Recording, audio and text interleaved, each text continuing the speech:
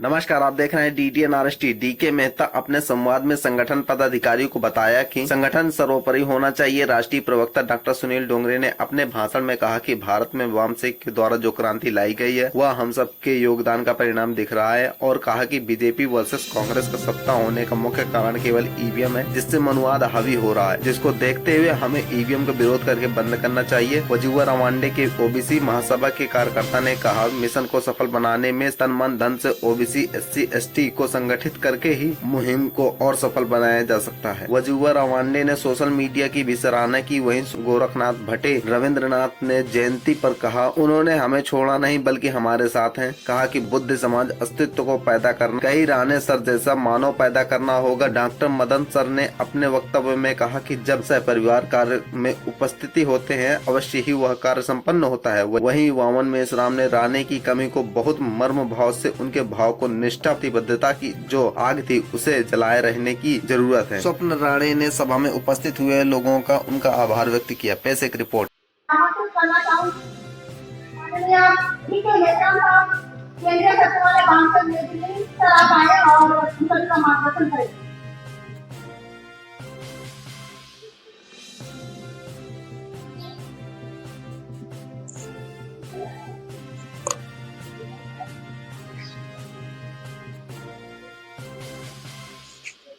Hello, check mic. Hello, check. Hello, check.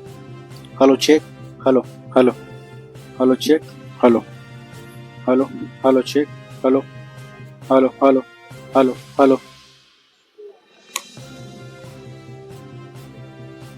आज के अभिवादन सभा के अध्यक्ष मान्यवर वामन मेश्राम सर, यहाँ उपस्थित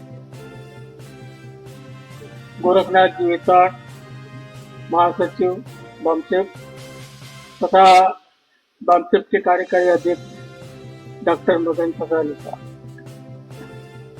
सर्वप्रथम आणि त्या अन्याय अत्याचाराला वाचा फोडण्यासाठी तुमच्यामध्ये ती जी भावना जी असते की इथे अन्याय होत आहे आणि अन्याय होत असताना तुम्ही चुपचाप आहात, तर याचा अर्थ तुमच्यामधला ती जी माणुसकी आहे, तुमच्यामध्ये जो विरोध करण्याची शक्ती आहे ती संपलेली आहे असं लक्षात येतं.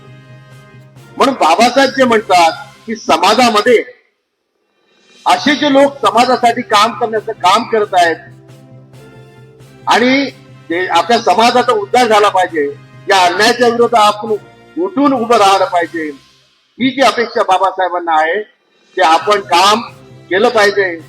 आणि आज जे आपण बघतोय, रवींद्र राणे सर जिल्हा स्तरावर काम करत होते आणि राष्ट्रीय स्तरावर त्यांनी जबाबदारी सुद्धा पार पाडण्याचं काम केलेलं आहे. तर एक कार्यकर्ता हा जिल्हा स्तरावर मोठ्या राष्ट्रीय स्तरावर जर काम करत असेल तर ही जबाबदारी त्याची जी कुवत संघटन तयार करतं, संघटन त्याला ती जबाबदारी देतं आणि त्याला नेतृत्वाच्या शीटमध्ये त्याला नेण्याचं काम करतं, ही फार मोठी गोष्ट आहे असं मला वाटतं. सातवी या ठिकाणी मी इथं माझ्या इथे जे माझं जे कथन होतं, मला जे बोलायचं होतं, या दोन शब्दांना मी विषयाला धरून मी इथे माझे कथन संपवतो. धन्यवाद. जय मुनेर. बहुत बहुत धन्यवाद माननीय सुनील डोंगरे जी सर। साथियों, अभी मैं यहाँ पर मंच पे आमंत्रित करना चाहूंगी भिक्षुनी केशव कुंडल माता जी की आप मंच पर आए और अपना स्थान ग्रहण करें। साथियों, मैं यहाँ पर हमारे रविंद्र राणे सर के मित्र गजुबा गवांडे सर जो ओबीसी कार्यकर्ता है दरियापुर से, उनको आमंत्रित करती हूँ कि सर आप आए और 2 मिनट में अपनी बात रखें।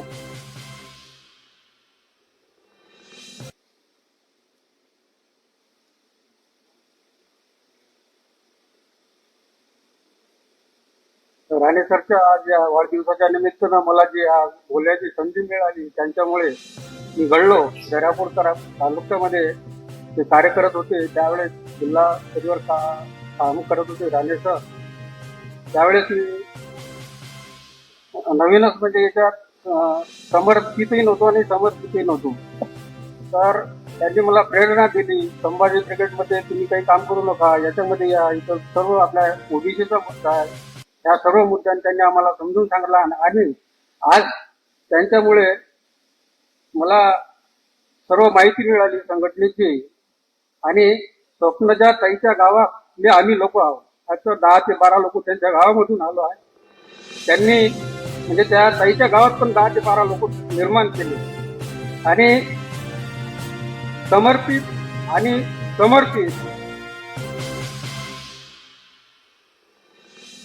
विषमतावादी व्यवस्था नष्ट करण्यासाठी प्रस्थापित करण्यासाठी कार्य केले. ते असे म्हणायचे की देशाच्या रक्षणासाठी बहुजन समाजातील सैनिक बॉर्डरवर काम करतात, तसेच आपण सर्व SC, ST, OBC सर्व मिळून आपण या अंदरुनी ब्राह्मण व्यवस्थेला नष्ट करण्यासाठी काम केले पाहिजे.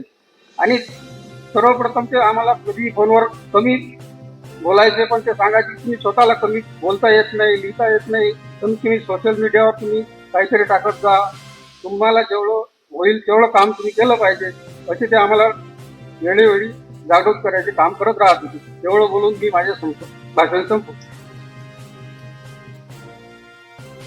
बहुत बहुत धन्यवाद सर आपका। साथियों, वक्ताओं की अगली कड़ी में मैं यहाँ पर डाइस पे आमंत्रित करना चाहूँ माननीय गोरखनाथ बेताल साहब, राष्ट्रीय महासचिव वामसेप नई दिल्ली। सर आप आए और हम सभी का मार्गदर्शन करें।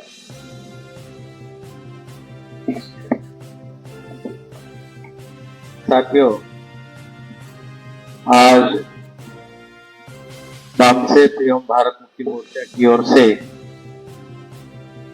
तथा मान्यवर रविंद्र रानी जी के परिवार की ओर से हम लोग उनका 50वां जयंती दिन मना रहे थे।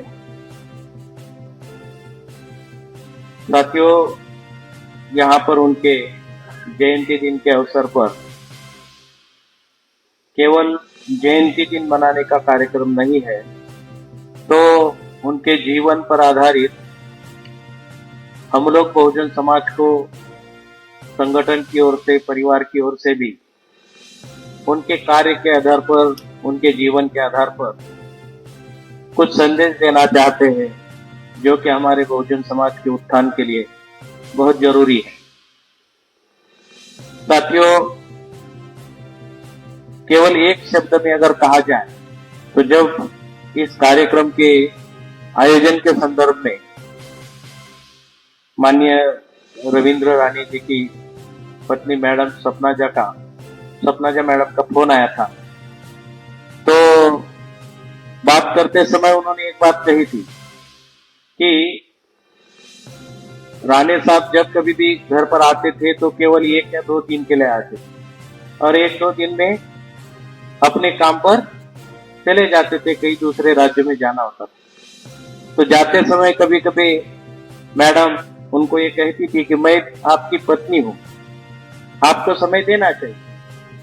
तो राणे साहब उनको कहते थे, आप मेरी पहली पत्नी नहीं, आप मेरी दूसरी। के बदले में जेल में था, तो जेल में आपने किताब लिखा प्रवीण महाजन ने, और उस किताब में लिखा कि प्रमोद महाजन कैसा कैरेक्टर का केडर था आरएसएस का। उस किताब में लिखा है। तो उन्होंने कहा प्रमोद महाजन किस किस्म का आदमी था। तो प्रमोद महाजन, उस किताब में लिखा प्रमोद महाजन की शादी हो चुकी थी, शादी का 3रा दिन था और प्रमोद महाजन हनीमून को जाने की तैयारी कर रहा था। 3रे दिन, शादी के 3रे दिन हनीमून को जाने की तैयारी। तो आरएसएस ने ध्यान लिया प्रमोद महाजन का केस लेते, तो 3रे दिन उसको तार भेजा, घर पर टेलीग्राम भेजा कि अर्जेंट मीटिंग रखी है नागपुर हेडक्वार्टर में, आप अर्जेंट आइए, 3रे दिन आइए। इधर तो हनीमून की तैयारी चल रही है, हनीमून की तैयारी जाने के लिए चल रही है और सेम डे मीटिंग रखी है मुख्यालय पर। तो प्रमोद महाजन ने क्या किया, हनीमून कैंसिल किया, हनीमून कैंसिल किया। मीटिंग मुख्यालय पर गया और मुख्यालय पर गया, वहां देखा, क्या देखा? उधर मीटिंग कुछ नहीं, कुछ नहीं। तो ये है कैडर कार्यकर्ता की टेस्ट। तो इस तरह से हमें अगर कार्यकर्ता हमारे समाज में ऐसा वैसे घर घर में होना चाहिए, होना ही चाहिए।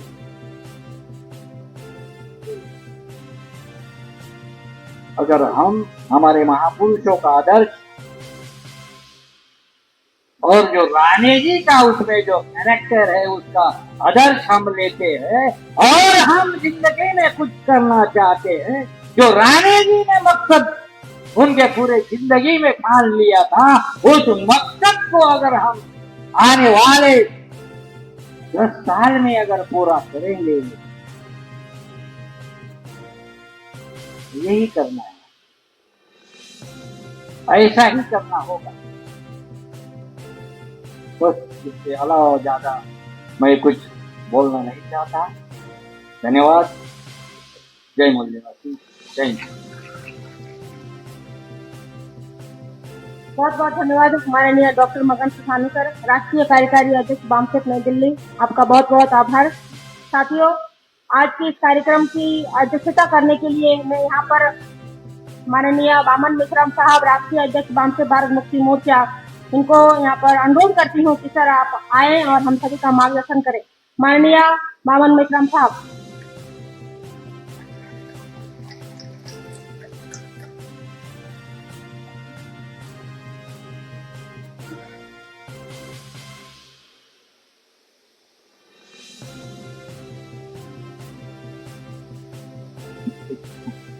हेलो साथियों,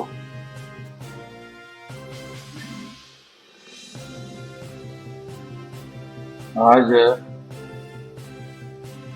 प्राध्यापक रविंद्र राणे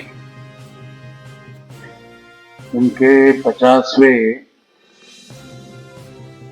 जन्मदिन के मौके पर विशेष प्रबोधन का कार्यक्रम रखा गया। साथियों, राणी जी के बारे में तमाम कार्यकर्ताओं के द्वारा यहाँ अपने विचार व्यक्त किए। मैं भी एक दो बातें आप लोगों को बताना चाहता हूँ कि राणी जी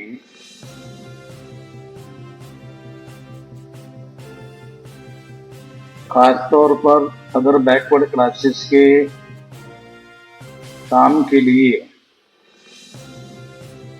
हम लोग शेड्यूल कास्ट और शेड्यूल ट्राइब में ज्यादा बड़े पैमाने पर काम करते रहे हैं।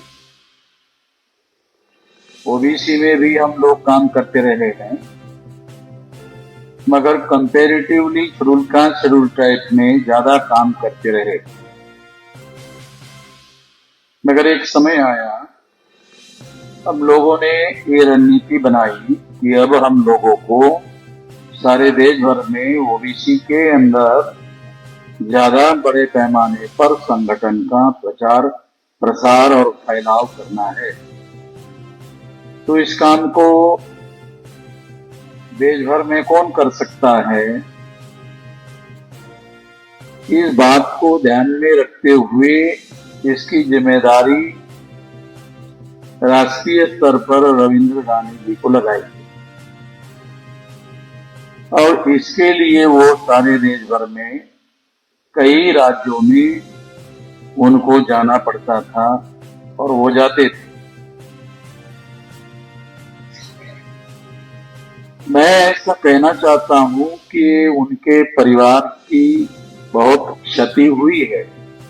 परिवार के लोग ऐसा कह सकते हैं कि उनके परिवार की बहुत क्षति हुई है, मगर मैं जानता हूं राणे जी के जाने से हमारे आंदोलन को आगे बढ़ाने के संबंध में बहुत ज्यादा क्षति हुई, क्योंकि ओबीसी में कई राज्यों में मैंने उनको भेजकर काम करने का और विस्तार करने का कार्यक्रम शुरू किया था और उसको बड़े पैमाने पर हम लोग आगे बढ़ाना चाहते थे। तो उसके लिए सबसे ज्यादा उपयुक्त व्यक्ति जिनके पास हायर एजुकेशन है, मेरे से भी ज्यादा पढ़े लिखे थे राणे जी। मैं ग्रेजुएट पढ़ा लिखा, वो पोस्ट ग्रेजुएट थे। मैं टीचर भी नहीं था मगर वो प्रोफेसर थे। तो एजुकेशन के दृष्टि से वो मेरे से ज्यादा थे और चूंकि वो लेक्चरर थे, प्रोफेसर थे, इसलिए बोलने की, लोगों को समझाने की, आइडियोलॉजिकल बातें समझाने की कोई कमी उनके अंदर थी नहीं। तो इसलिए उनका उपयोग सारे देश भर में ओबीसी के लोगों को ज्यादा जागृत करने के लिए और आंदोलन को जोड़ने के लिए उनका ज्यादा उपयोग हो सकता था। ये बात सोचकर ही हमने उनको इस काम के लिए सोचा। दूसरी महत्वपूर्ण बात, उनके अंदर इस तरह की जानकारी थी, इस तरह का कमिटमेंट था, इस तरह की ऊर्जा थी, भागदौड़ करने के लिए भी वो तैयार थे। और ये सारी बातें उनके अंदर थी। ये एक दूसरा मुद्दा था, क्योंकि किसी को संगठन कोई जिम्मेदारी सौंपना चाहता है और वो व्यक्ति भी उसके काम को करने लायक हो तो संगठन का काम बहुत ज्यादा तेजी से बढ़ता है। प्रोफेसर राणे ने एक तो अदर बैकवर्ड क्लासेस के अंदर सारे देश भर में अगर हम देखें तो उसमें सबसे ज्यादा प्रभाव धर्म के नाम पर आरएसएस के लोगों ने, बीजेपी के लोगों ने ज्यादा फैलाया हुआ है। ओबीसी के लोगों को ज्यादा गुमराह किया हुआ है, धर्म के नाम पर गुमराह किया हुआ है। ओबीसी के लोगों के अंदर धर्म का जो कंपैरेटिव स्टडी होना चाहिए, ऐसा कोई एजुकेशन उनके अंदर कंपैरेटिव स्टडी करने के लिए होता है वो नहीं है। अगर हम फुले शाह आंबेडकर के आंदोलन के पर्सपेक्टिव को ध्यान में रखते हुए बात करें तो फुले कुमारी जाति के ओबीसी हैं, शाहू मराठा कुंभी जाति के, अंबेडकर शेड्यूल कास्ट के। तो हम देखते हैं क्योंकि समाज की ये सारी रचना जो सोशल स्ट्रैटा है उसको हम देखते हैं, वर्णा सिस्टम की बात जानते हैं। तो वर्णा सिस्टम में ओबीसी कहाँ आता है? वो ब्राह्मण नहीं है, ओबीसी क्षत्रिय भी नहीं है, ओबीसी वैश्य भी नहीं है, तो ओबीसी शेड्यूल कास्ट भी नहीं है, इसलिए ओबीसी है। तो प्राध्यापक राणे जो है ओबीसी कैटेगरी में भी छत्रपति शिवाजी महाराज की जाति के थे, कुंभी जाति के थे। और कुंभी जाति के लोगों की प्रेरणा लेकर ही हम लोग हमारा आंदोलन चला रहे हैं। शिवाजी महाराज की प्रेरणा लेकर, शाहू महाराज की प्रेरणा लेकर, ज्योतिराव फुले की प्रेरणा लेकर हम अपना काम सारे देश भर में फैला रहे हैं।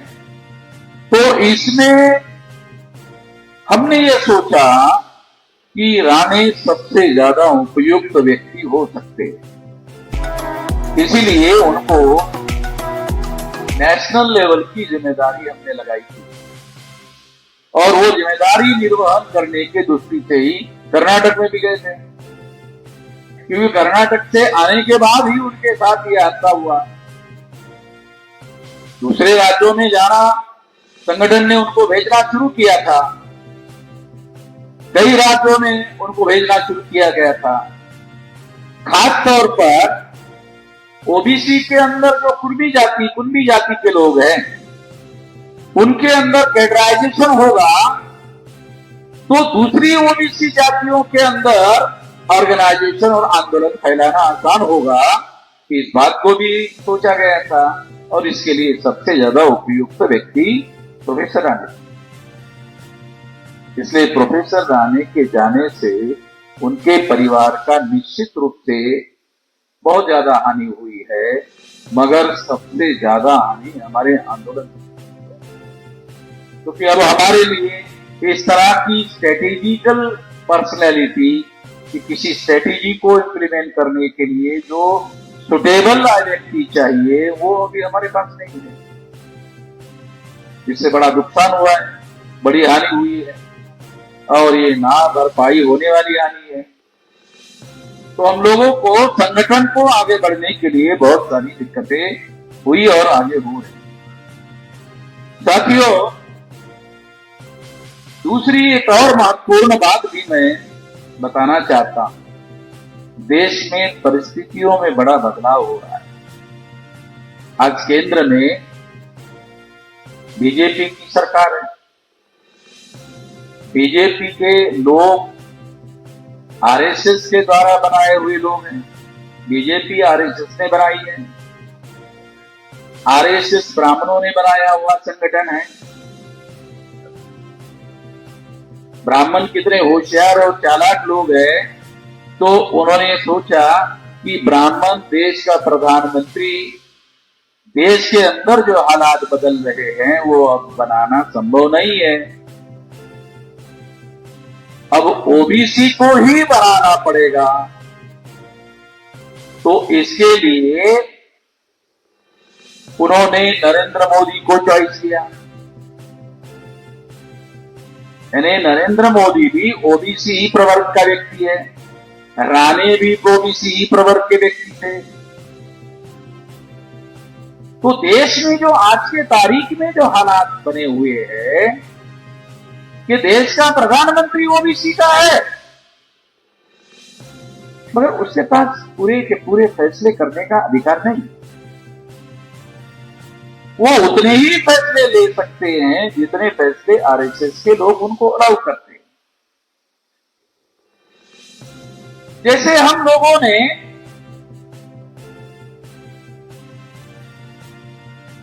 जयपुर में जब हमारा राष्ट्रीय अधिवेशन हुआ तो उसमें ये सब्जेक्ट करने लगा है ओबीसी की जातियां दर गिनती का। तो ओबीसी की जातियां दर गिनती का मुद्दा 2010 में हमने फोरफ्रंट पर लाया, आंदोलन का विषय बना दिया। 9 के राष्ट्रीय अधिवेशन दिसंबर में हुआ और 2010 में हमने ओबीसी का मुद्दा फोरफ्रंट पे लाया। 2010 में फोरफ्रंट में लाने के बाद आप देखेंगे नरेंद्र मोदी का इमरजेंस 2010 के बाद होता है। अगर आप तारीखों का अध्ययन करो तो आपको पता चलेगा। इसका मतलब ये है कि बहुत बारीकी से हमारे एक्टिविटी पर आरएसएस की नजर है और उन्होंने सोचा कि अगर हम लोग ओबीसी के अंदर आने वाले 10 साल में जो बड़ा परिवर्तन लाना चाहते हैं और अगर इस तरह का एक्शन हमारे तरफ से होता है तो स्वाभाविक रूप से ओबीसी राष्ट्रीय स्तर पर नेतृत्व विहीन है, तो स्वाभाविक रूप से इनके साइड में झुक जाएगा। उसको काउंटर करना जरूरी होगा। काउंटर करने के लिए आरएसएस ने नरेंद्र मोदी को सामने लाया। तो इससे हमारे आंदोलन के द्वारा जो सारे देश भर में माहौल बनाया गया है उसको काउंटर करने की जरूरत आरएसएस को महसूस होती है।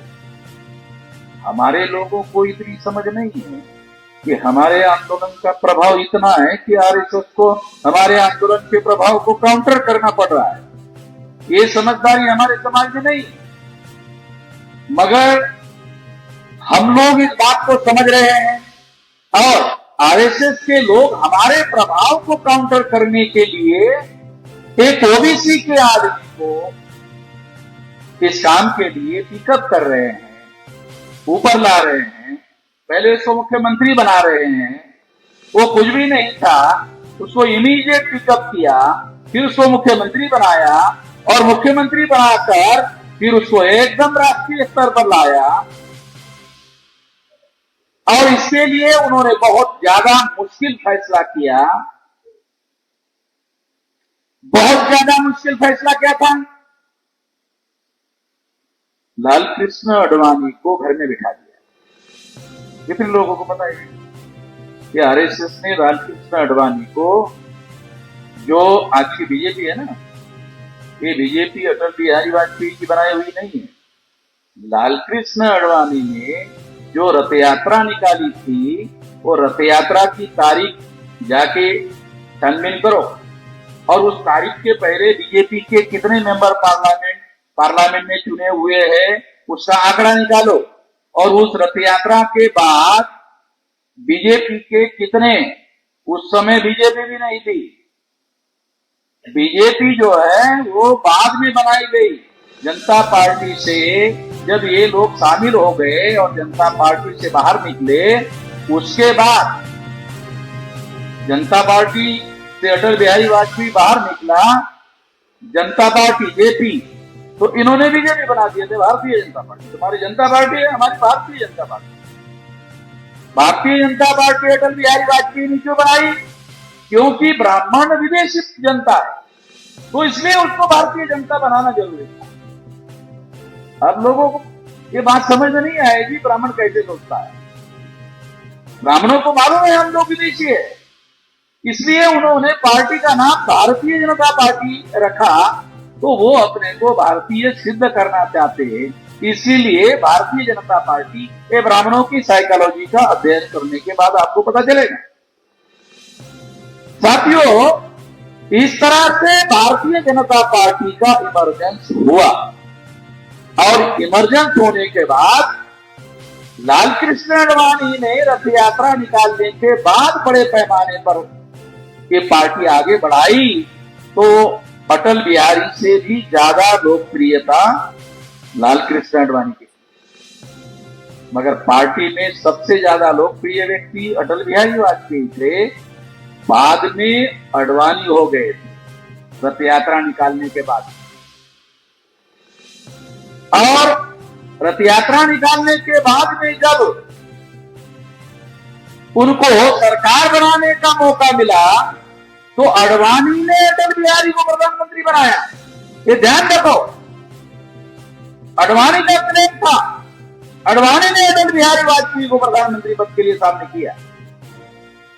और पीछे रहे, वो संसद में रहे, कई बार राष्ट्रीय अध्यक्ष बने। आडवाणी लोकसभा का चुनाव बहुत सालों तक लड़ने की हिम्मत तक नहीं कर सकते थे, तो हमेशा राज्यसभा में जाते थे। पार्टी के तरफ से लाल कृष्ण आडवाणी को राज्यसभा में भेजा जाता था, क्योंकि वो चुनाव लड़ने के लिए तैयार नहीं होते थे। वो गुजरात से लगभग हर बार राज्यसभा में जाते थे। मगर जब उन्होंने रथ यात्रा निकाली, उसके बाद वो चुनाव लड़े लोकसभा का, और वो चुनकर आए। तो मैं आप लोगों को बताना चाहता हूं कि इतना ज्यादा पॉपुलर व्यक्ति लाल कृष्ण आडवाणी को आरएसएस ने कंपल्सरी रिटायर किया। हमारे लोगों को पता नहीं है कि ये कंपल्सरी रिटायर करने की जरूरत क्या है।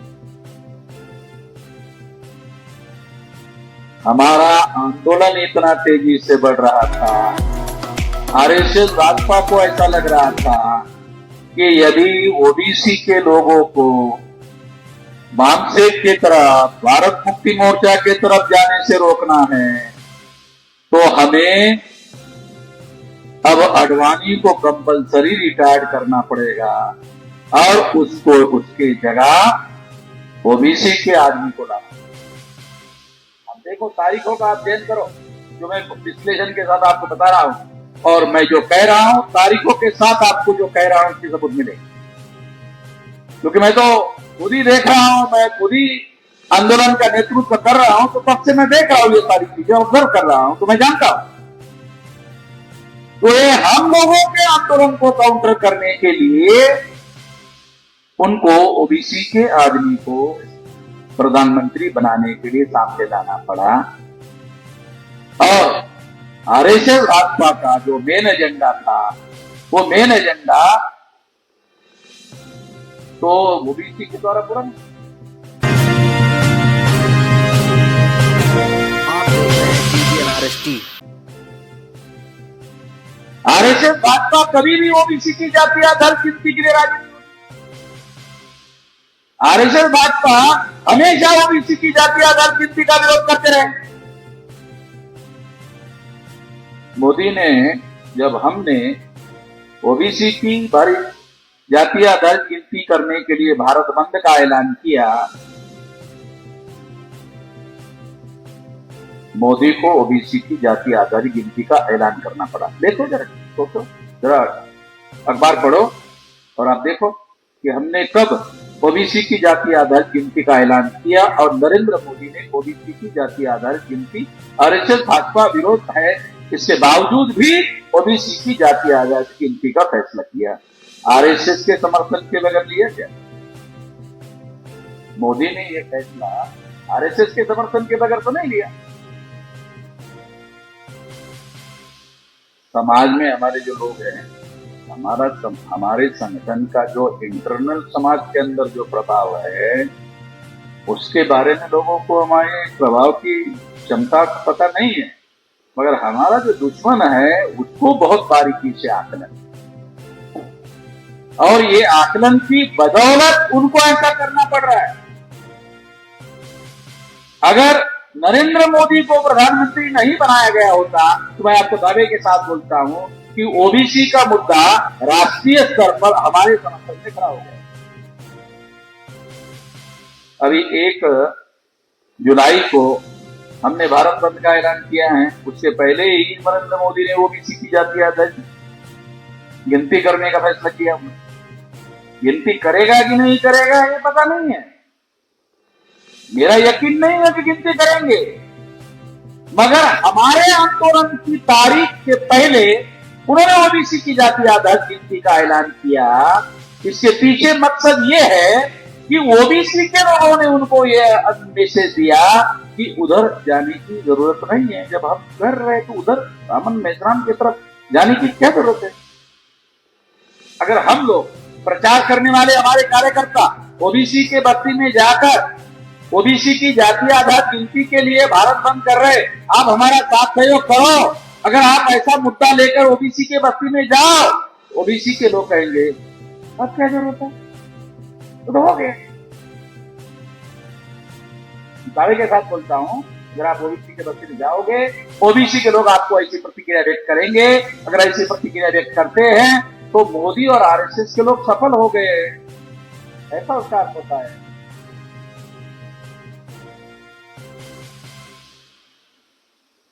ये दावपेच, ये समझना जरूरी है। इसलिए हम लोगों ने इस सारी परिस्थिति का अध्ययन करने के बाद ये निर्णय किया कि ओबीसी की जाति आधारित गिनती को काउंटर करने के लिए ये है, ये गिनती करने के लिए नहीं है, तो हम भारत बंद का कार्यक्रम जारी रखेंगे और जारी रखने के बाद भी जारी रखेंगे। ये 2025 को भी जारी रखेंगे, 26 को भी, 27 को भी, 28 को भी, 29 को भी, 30 को भी जारी रखेंगे और तब तक जब तक होती नहीं है तब तक जारी रखेंगे। क्योंकि उन्होंने ऐलान किया, वो करने के लिए नहीं किया। अगर हम जारी रखेंगे तो ओबीसी के लोगों को समझ में आएगा कि हाँ, वो अमन इस्लाम बोल रहा था वही सही है। अगर हम बंद कर देंगे तो फिर समझाएगा कौन? तो हम जारी रखेंगे, समझाने का काम जारी रखेंगे, क्योंकि देश में काउंटर रिवॉल्यूशन के लिए ओबीसी का इस्तेमाल किया जा रहा है। ओबीसी को रिवॉल्यूशन की जरूरत है, काउंटर रिवॉल्यूशन की नहीं, क्योंकि काउंटर रिवॉल्यूशन में सबसे ज्यादा नुकसान ओबीसी का होगा, क्योंकि वो उनको हिंदू बनाएंगे।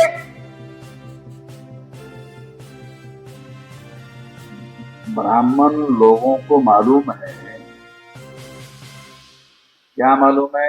हिंदू मुसलमानों की बीवी डाली, ये ब्राह्मण को मालूम।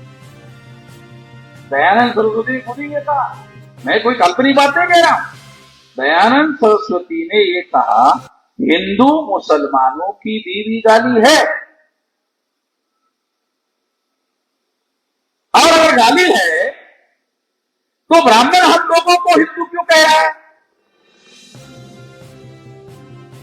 ब्राह्मण हम लोगों को हिंदू क्यों कह रहा है?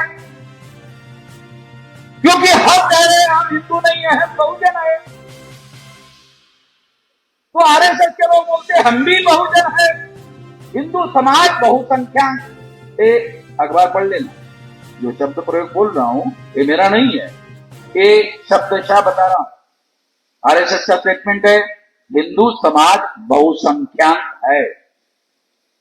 मेरा क्या स्टेटमेंट है? एससी एसटी ओबीसी 74.5% हम बहुजन है। दोनों चीजों का फर्क समझ रहे हैं? अगर आप दोनों चीजों को समझोगे तो आपको लगेगा, आपको ये बात लगेगा अरे साला बामसेट में और आरएसएस में नहीं चल रहा, बाकी कुछ नहीं चल रहा है, तो इनके दोनों के बीच में नहीं चल रहा। हमारे दोनों के बीच में क्यों चल रहा है? क्योंकि आरएसएस के पास संगठित शक्ति है और हमारे पास भी संगठित शक्ति है। अब हमारे क्या नाम उनका, वो कोरे साहब, ये बहुत कर रहे हैं, कुछ दिखता नहीं हो रहा है। अरे अकेले से थोड़ी होता। आप बुद्धिमान हैं, आप बहुत बोलने वाले हैं, आप बहुत समझाने वाले हैं, मगर अकेले दुनिया में कभी कोई परिवर्तन अकेले नहीं होता है। दुनिया में जितने परिवर्तन हुए हैं संगठित शक्ति से हुए। जान लो, समझ लो, अगर आप अकेले तीर मारने की कोशिश करोगे बहुत सारे समाज में लोग हैं, अरे हम भी कर रहे हैं मेजराम साहब, आप भी कर रहे हैं, क्या बताए। मूर्खता की भी सारी हद होती है। आदमी को मूर्ख होना चाहिए, मगर हद में होना चाहिए, मर्यादा में मूर्ख होना चाहिए।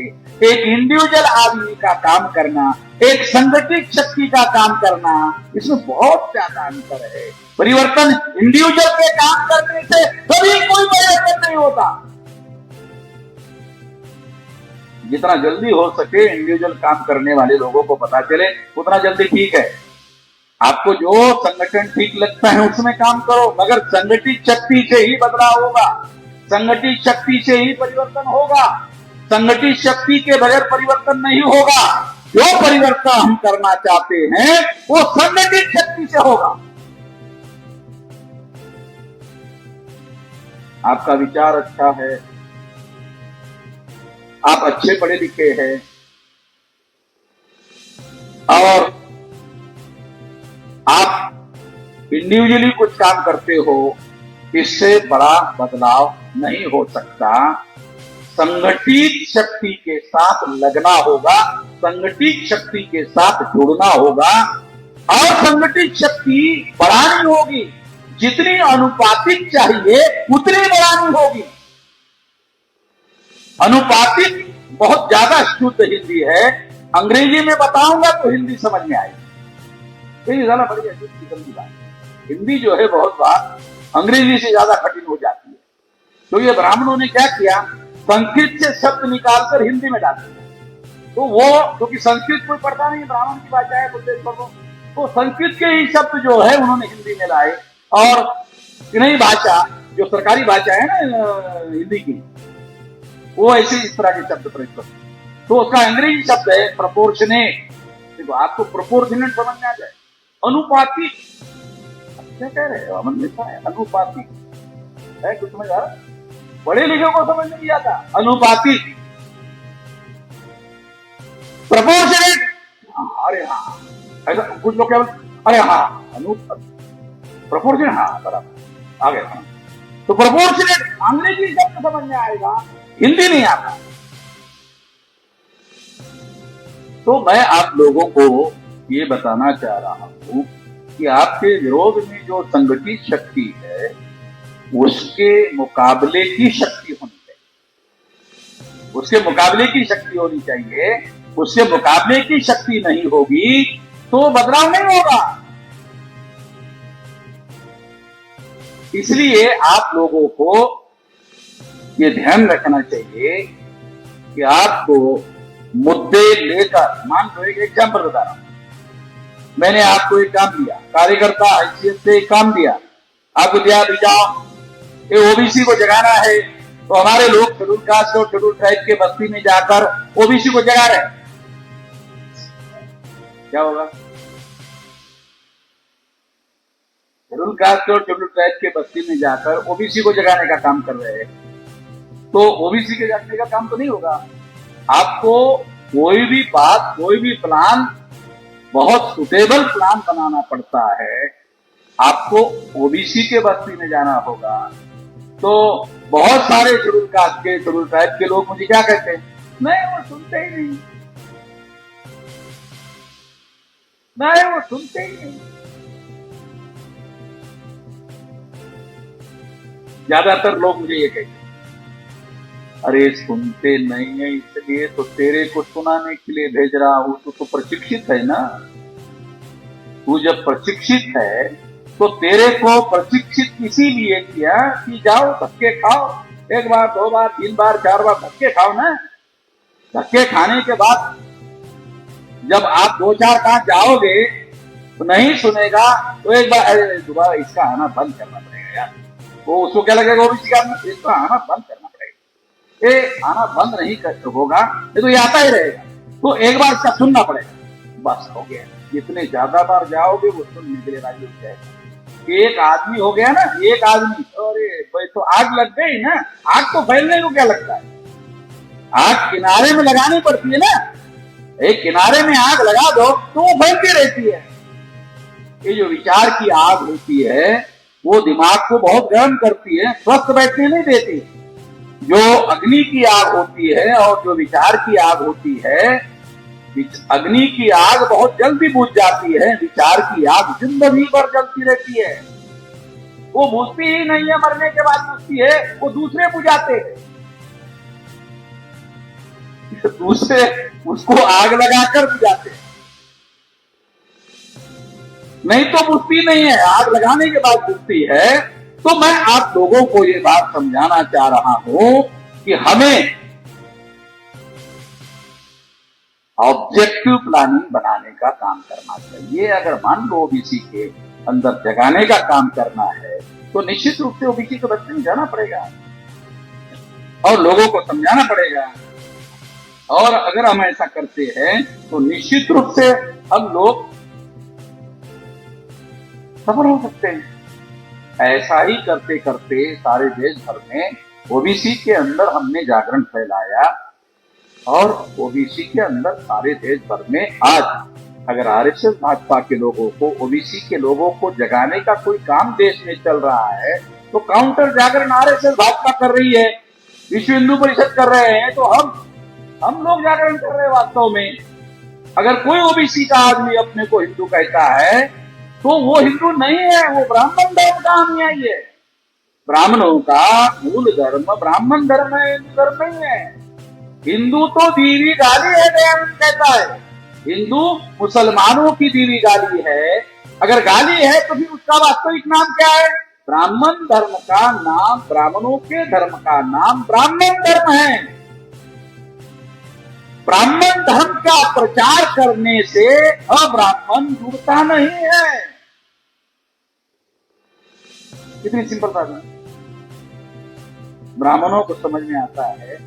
ब्राह्मण धर्म के नाम पर प्रचार करने से अब्राह्मण जुड़ता नहीं। पता है तुम्हारे ब्राह्मण का है, तुम देखो, तो हमसे कोई लेना देना। उसी ब्राह्मण धर्म को हिंदू धर्म के नाम पर प्रचार में लाओ तो हम गधे लोग जो है, इतने ज्यादा संख्या में गधे जुड़ जाते हैं, प्रधानमंत्री बनाने तक जुड़ते हैं।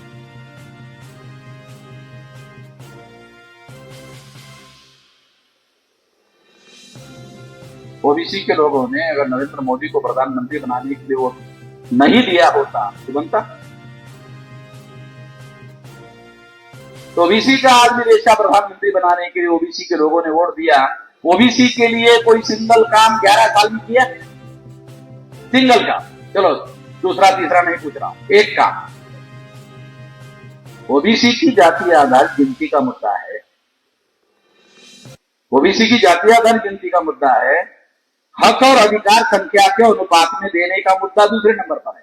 गिनने के लिए राजी नहीं है। तिकडे विदर्भामध्ये खेड्यामध्ये कधी कधी भांडण होते ना, मग तो भांडणार काम, मी तुला काय गिनतो रे, आमच्याकडे विदर्भात मी तुला काय गिनतो रे, म्हणजे गिनणे फार महत्वाचं आहे बरं. जर महत्वाचं नसतं मी तुला काय गिनतो रे असं म्हटलं नसतं. गिनने महत्वपूर्ण है, संख्या है गिन ही नहीं रहे, संख्या है गिन ही नहीं रहे, तो उसका क्या मतलब है? ही नहीं होने के बावजूद भी नहीं है, ही नहीं.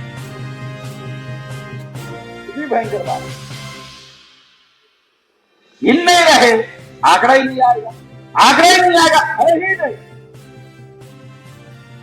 बहुत साल तक ओबीसी का मुद्दा किसी ना व्यक्ति की वजह से मुद्दा ही नहीं बना. 52% का जो मुद्दा है ओबीसी के गिनने का, मालूम है आपको कैसे पता चला? ओबीसी 52% है, कैसे पता चला मालूम है?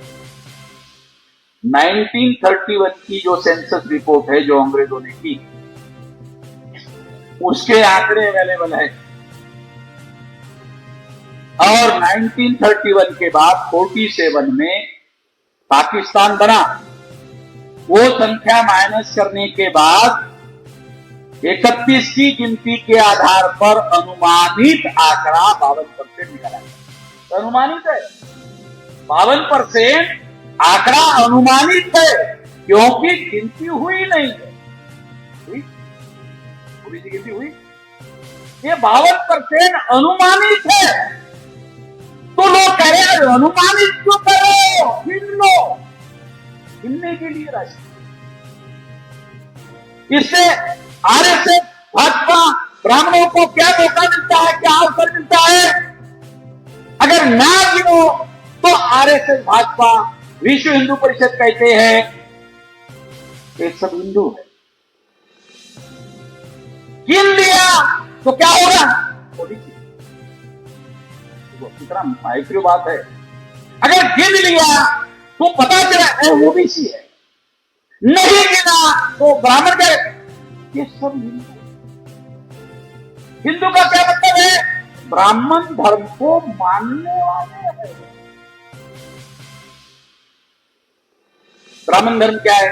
वर्ण धर्म, जाति धर्म, अस्पृश्यता, आदिवासी का सेग्रीगेशन, महिलाओं की दास्ता, शूद्रत्व, पिछड़े वर्ग पर थोपा जाना, ये सब वर्ण धर्म, यही ब्राह्मण धर्म. किसी भी प्रकार का ब्राह्मण धर्म का प्रचार प्रसार किए हुए आरएसएस भाजपा इसको स्टेटस को बनाए रखती है. ब्राह्मण का रूलिंग, अपोजिशन का ब्राह्मण. अगर रूलिंग में ब्राह्मण है तो अपोजिशन में भी ब्राह्मण है कांग्रेस. तो ये दोनों मिलकर क्या करते हैं? स्टेटस को मेंटेन करते हैं कि ये व्यवस्था ऐसी ही रहे. इसमें बदलाव करने के लिए कोशिश नहीं करते. हमारे लोगों को पता ही नहीं चलता, हमारे लोगों को समझने ही नहीं आता. मीडिया में जो वो बातें पढ़ते हैं तो हमारे लोगों को किसी प्रकार की कोई जानकारी है ही नहीं. और जो जानकारी उनके पास नहीं है उस मुद्दे में उनको एंगेज करके रख देते हैं. जो उनके मुद्दे नहीं है उन मुद्दों में उनको एंगेज कर देते हैं. अगर बीजेपी उस मुद्दे को उठाती है तो कांग्रेस का विरोध करती है. हो गया, वो इश्यू हो गया, वो नेशनल इश्यू हो गया, वो मुद्दा हो गया. जो ओबीसी के जाति आधार गिनती का मुद्दा है वो गायब हो गया. इस तरह से गायब कर दिया जाता है।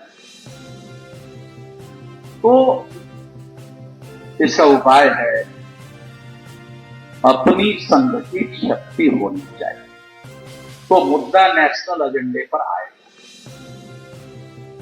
ओबीसी की जातीय आधार गिनती का मुद्दा हमने संगठन बनाया। मैंने 19 साल की उम्र से, अभी 67 चल रहा है, मेरी उम्र का जो है ये 67 चल रहा है, और 19-20 साल की उम्र थी तब से संगठन बनाने का काम में मैंने जिंदगी की लंबा समय लगाया, राउंड अबाउट 50 साल। तो 769 जिलों में से 625 जिलों में हमने संगठन बढ़ाया। देश के 625 जिलों में संगठन खड़ा किया। अब इतना बड़ा संगठन हमारे समाज में किसी के पास नहीं, संगठित शक्ति नहीं मानती। तो अमन मेश्राम जब बोलता है तो संगठित शक्ति के साथ जोड़कर उसका अर्थ वो निकालते हैं। वो अमन मेश्राम का बोलना इंडिविजुअल नहीं, तो मैं जब बोलता हूँ संगठन में दूसरे दिन लागू हो जाता है। हमारे कैडर है, हमारे ट्रेंड लोग हैं, वो वहां से लेते हैं मटेरियल और फील्ड में शुरू कर देते हैं। ये सोशल मीडिया, पहले प्रिंट मीडिया में मेरी कोई भाषण छपता नहीं था, इलेक्ट्रॉनिक मीडिया में मेरा कोई भाषण आता नहीं था, मेरी कोई खबर आती नहीं थी, आज भी नहीं आती है। सोशल मीडिया में हम ही हम है, हम ही हम है। सारे देश के लोग लिखते रहते हैं, बोलते रहते हैं, तो लोगों को बात हमारी मालूम हो जाती है, और इस वजह से तेजी से बात फैलती है। ये बदलाव आया हुआ है, ये देश में बदलाव आया हुआ है, ये बदलाव आपको समझना होगा। इसलिए दुश्मनों को ये लगता है कि ये इसी तरह से बात आगे बढ़ी। 625 जिलों के द्वारा अगर हम भारत बंद करने का मैंने ऐलान किया, ये भारत बंद काय के लिए किया? 6 लाख गांव का संगठन खड़ा करने के लिए किया। मांग से इंडिविजुअल पढ़े लिखे आदमी को समझा कर मैंने तैयार किया। अनपढ़ आदमी को समझा कर तैयार नहीं किया जा सकता, उसको समझाया नहीं जा सकता, उसको आंदोलन में फिजिकली शामिल करवाया जा सकता।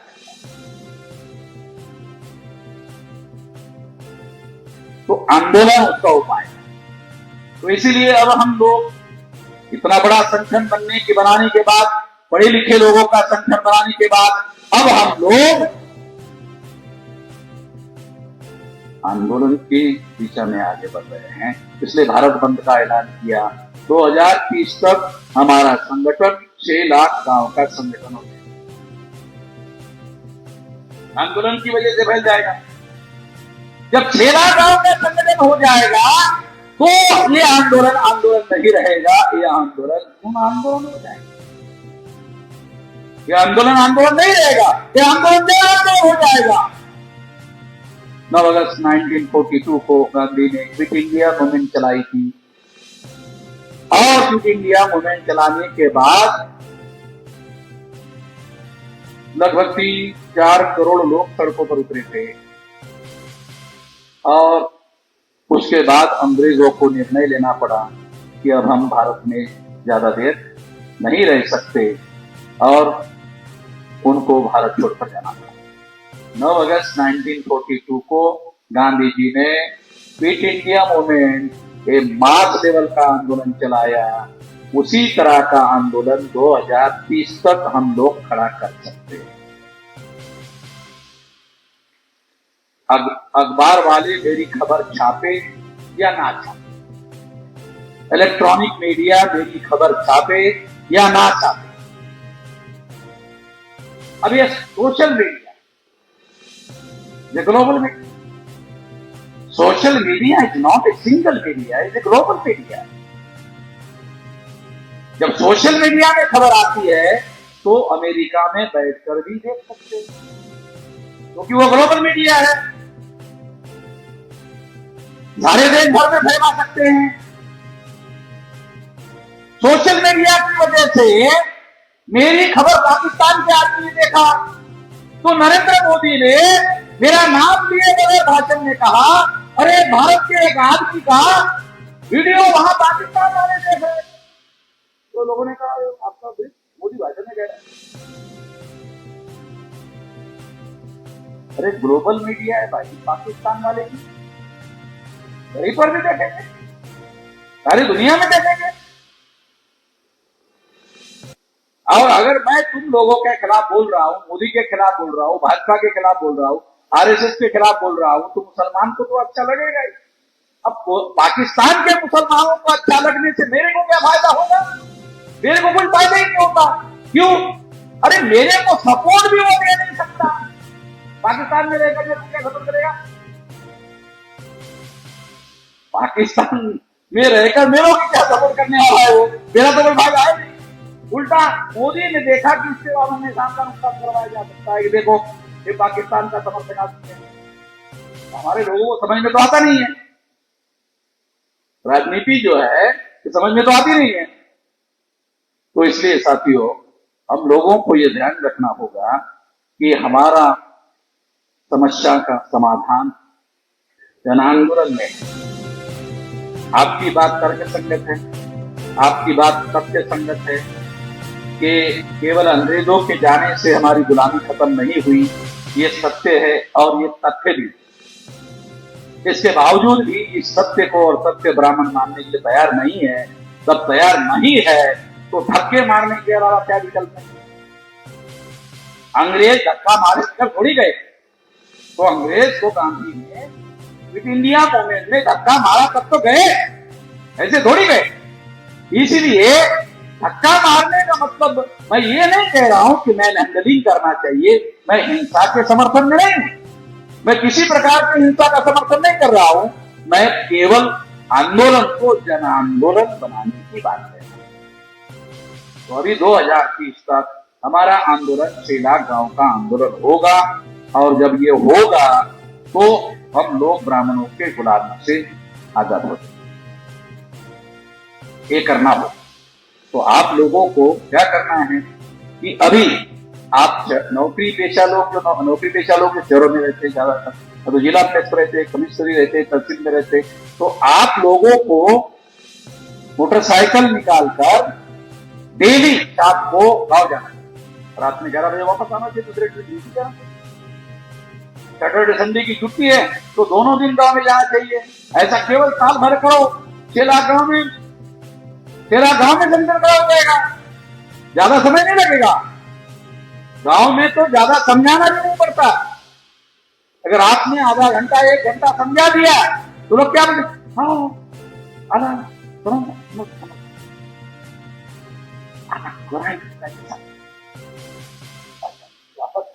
गावात कशी लोक आहेत समझ आप ग्राही तो करने के लिए रेडी रेडी है। तो इसलिए हम लोगों को ये ध्यान रखना होगा कि आंदोलन को जन आंदोलन में रूपांतरित करना है और आजादी की समस्या का समाधान करना है, गुलामी की समस्या खत्म करनी है और आजादी हासिल करनी है। तो आपके पास गांव में जाने का विकल्प है। गांव में जाओ, गांव में संगठन खड़ा करो, एससी का यूनिट खड़ा करो, एसटी का यूनिट खड़ा करो, ओबीसी का यूनिट खड़ा करो, मोस्ट बैकवर्ड का यूनिट खड़ा करो, संगठन खड़ा करो। जितना संगठन खड़ा करोगे उतना मोबिलाइजेशन बढ़ेगा, जितना मोबिलाइजेशन बढ़ेगा उतना आंदोलन जन आंदोलन में रूपांतरित हो जाएगा। ये कहें बस इतना ही मैं कहना चाहता हूँ, ज्यादा कहना नहीं चाहता, क्योंकि बहुत ज्यादा कहने से भी बदहजमी होने का खतरा होता है। तो जितना मैं कह रहा हूँ उतना ही हजम हो जाए, पर्याप्त है। आपने मेरी बात ध्यान से सुनी, इसके लिए आभार, धन्यवाद।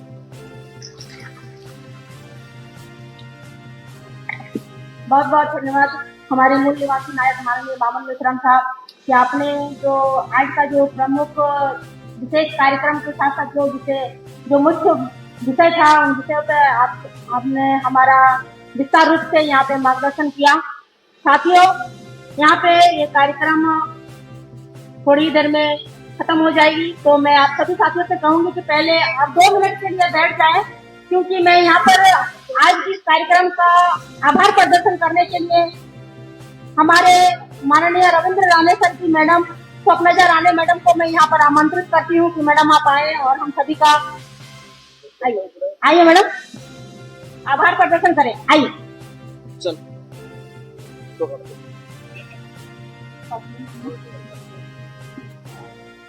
हेलो, जय मूल्यवासी।